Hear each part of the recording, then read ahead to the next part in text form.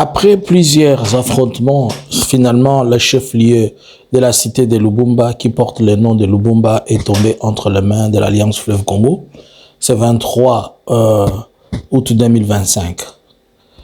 Un point important ou un point stratégique ou bien c'est un point à négliger. Bonjour, bonsoir, nous vous saluons de partout. Vous êtes en train de nous suivre à cet espace Analyse en Congo. Nous vous demandons de bien vouloir vous abonner, laissez-nous votre commentaire, likez et partagez ensemble avec nous.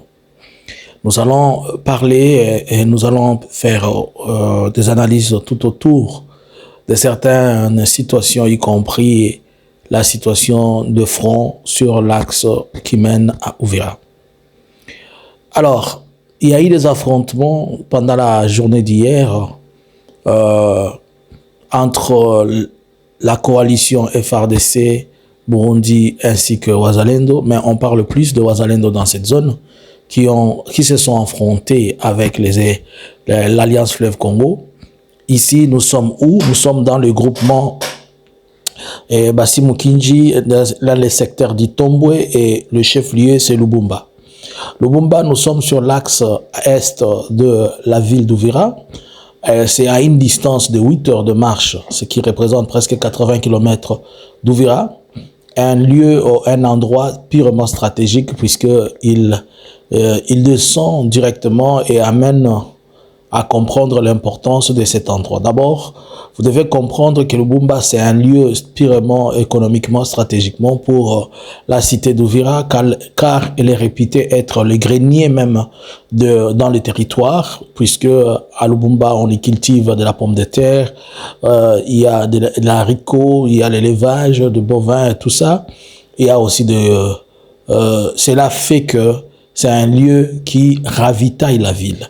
Alors, une fois elle est découpée de la ville, de la cité d'Uvira, c'est comme on découpe encore un point important de ravitaillement de la cité d'Uvira. Nous devons nous rappeler que Uvira devient de plus en plus et il présente de plus en plus de problèmes d'ordre humanitaire, surtout à caractère nutritionnel, puisque vous allez comprendre que beaucoup d'accès qui mènent vers le ravitaillement de la ville d'Uvira, de la cité d'Uvira, est en train d'être coupé. Et quand elle est coupée comme ça, à l'intérieur, déjà, nous avons beaucoup de cris d'alarme, du fait que le Wazalendo n'ont pas favorisé la population de pouvoir se retrouver dans plusieurs choses. Ils ont tout pris, ils ont pris le petit bétail, le poule, le bovin, tout ce qu'il y a comme chèvre et tout, il n'y a plus rien. Les gens, Uvira vit essentiellement de l'agriculture et de la pêche. Les gens ne vont plus pêcher puisque tout pêcheur est censé payer extrêmement de taxes, cela l'empêche même de pêcher. Et comme vous savez que tout le monde dans les Wazalendo est chef et que Uvira est quelque part, même si elle a FARDC, mais l'influence de Wazalendo est plus importante car étant incontrôlé, ils peuvent tirer et tuer qui il peut. Ainsi donc, le Lubumba encore qui vient d'être coupé d'Uvira est aussi une menace directe sur Uvira. Là, nous allons nous retrouver Uvira quelque chose comme il est découpé à la fois de deux axes importants et il lui reste deux axes qui sont difficilement exploitables, notamment l'axe sur le lac qui l'amène vers Kalemi et l'axe qui l'amène vers le territoire de Fizi en passant par Kigogo et le reste. L'axe Bujumbura, elle reste l'une des axes importantes, mais elle ne donne pas tout ce dont la population a besoin puisque c'est beaucoup plus de produits manufacturés qui viennent de choses de Bujumbura et lorsque les gens veulent écouler leurs marchandises et tout ça, ainsi la population se retrouve tellement coincée, nous pouvons dire que nous sommes en train de voir que l'Alliance Fleuve Congo ne cherche pas autre chose à part l'étouffer Uvira dans l'œuf, afin de permettre à ce qu'elle s'explose de l'intérieur. Une bonne stratégie, c'est aussi une bonne stratégie militaire peut-être pour éviter de faire des morts d'hommes, puisque la descente à Uvira, nous l'avons toujours dit, que si on ne la fait pas avec beaucoup de stratégie, il y aura suffisamment trop de Wazalendo qui vont mourir, puisque à Uvira, les armes se vendent à valeur de 10 $, une Kalachnikov avec 10 $, une chargeur de 20 cartouches, vous pouvez l'avoir même à 2 $, car les Wazalendo ayant des armes sans être ravitaillés, sans quoi ils sont obligés. Même les FARDC qui y sont et qui y étaient déployés, maintenant eux-mêmes qui sont en train de faire le repli, eux-mêmes n'ont plus de quoi ni manger, ils n'ont plus de rations, ça continue à frustrer et à créer des situations. Alors, cet aspect, qu'est-ce qu'il représente sur le plan diplomatique? Sur le plan diplomatique, jusque-là, nous essayons d'attendre et voir si l'Alliance Fleuve Congo va se retrouver à Doha encore pour essayer de discuter. Mais nous sommes en train de comprendre que la situation s'empire chaque jour. Par exemple, nous sommes encore dans l'effervescence de ce qui s'est passé par rapport à Joseph Kabila. Ce qui s'est passé par rapport à Joseph Kabila est un handicap important sur le point de l'avancée, même des questions liées aux négociations. Pourquoi?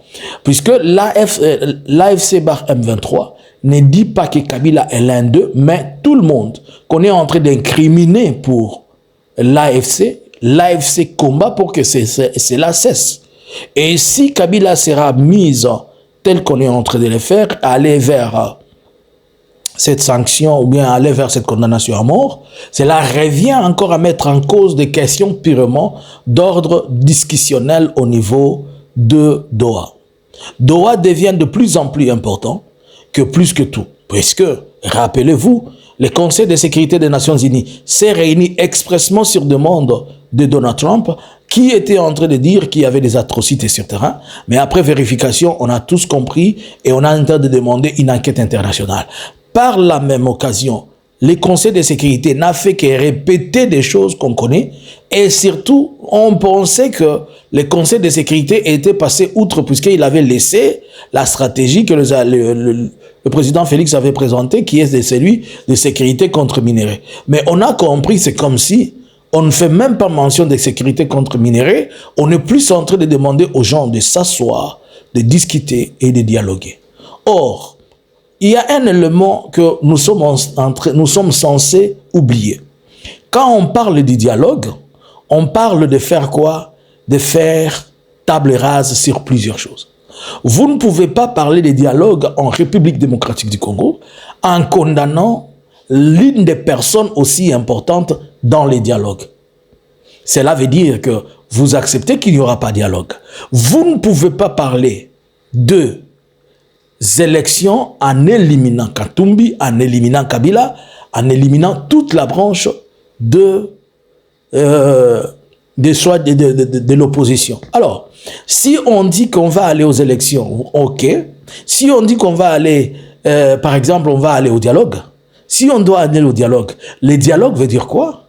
Le dialogue, bien sûr, qui n'exclut pas les peines qui sont prises pour certaines personnes, mais quand ces peines sont purement de la comédie et de la poudre aux yeux, comme on est en train de le voir aujourd'hui, tout le monde.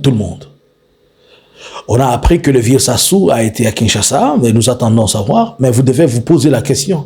Quelle coïncidence lorsqu'on condamne Kabila, on propose la condamnation de Kabila, et le vieux Sassou se déplace. Est-ce que le vieux n'est pas en train de jouer à l'apaisement? Le vieux n'est pas en train de demander. Ce n'est pas quelque part la sagesse africaine qui demande à ces vieux-là d'aller à Kinshasa. Nous attendons d'abord avoir plus de confirmations pour vous dire le pourquoi de sa présence à Kinshasa, mais tout porte à croire qu'il y a un message trop sage de l'Union africaine. Car la condamnation de cette histoire n'a rien d'autre à part chercher à mettre des troubles et des zones de tension dans les pays. Et quand il y a des troubles et des zones de tension, ça profite à Félix, puisque Félix est plus une personne non légaliste que tout ce qui est légaliste. Quand il y a les troubles, quand il y a le trouble et le désordre, c'est là où profite Félix et il s'asseye, il met son siège dans ces choses. Alors que nous sommes dans un pays où tout est troublé à exposant 10 000.